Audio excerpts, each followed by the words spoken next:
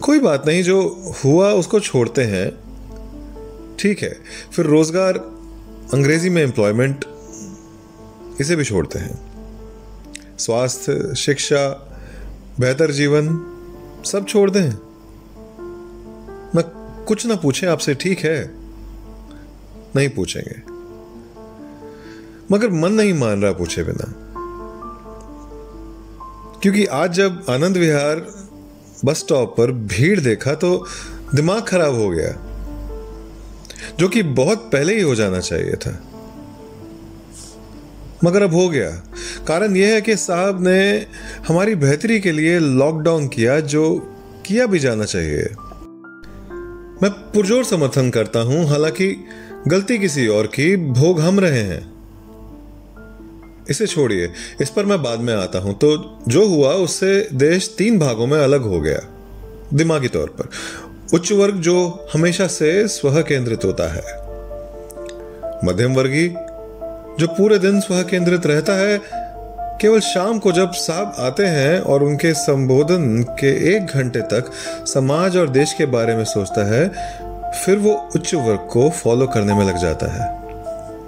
अब आता है निम्न वर्ग, जिसे लोक, समाज, शासन, प्रशासन, सबका प्रेशर दिया जाता है, जिसको यह सुनिश्चित करना भी कठिन हो जाता है कि अफवाह और सच के बीच अंतर क्या है। और उनके लिए आश्वासन बस ट्विटर के माध्यम से दिए जाते हैं। काश आप वोट भी ट्विटर पर ही मांगते सर जी। जो ट्विटर नहीं जानते उनको बता दूं कि ट्विटर करंट टाइम का कबूतर है, जो कुछ बड़े लोगों के पास है। और खास बात यह है कि पक्षी केवल एक ही तरफ का संदेश दे रहा है, क्योंकि जिसकी बात कर रहा हूं वो तो ट्विटर जानते भी नहीं। यदि वे ट्विटर जानते तो अपने जिले में ही अपने जीवन यापन की व्यवस्था कर लेते। वो दिल्ली महानगर में क्यों आते? अब आ गए तो उसके जाने का भी उपाय निकालना होगा।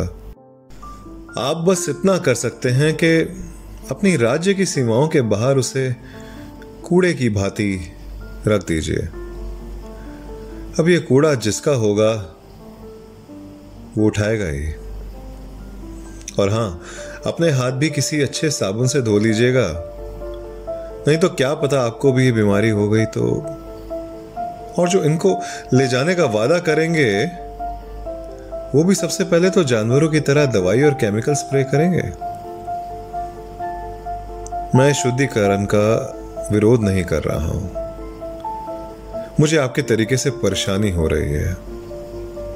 क्या यही विधि आप पासपोर्ट धारकों, जो विदेश भ्रमण से आए अपने देशवासी, क्या उन पे भी अपनाते हैं?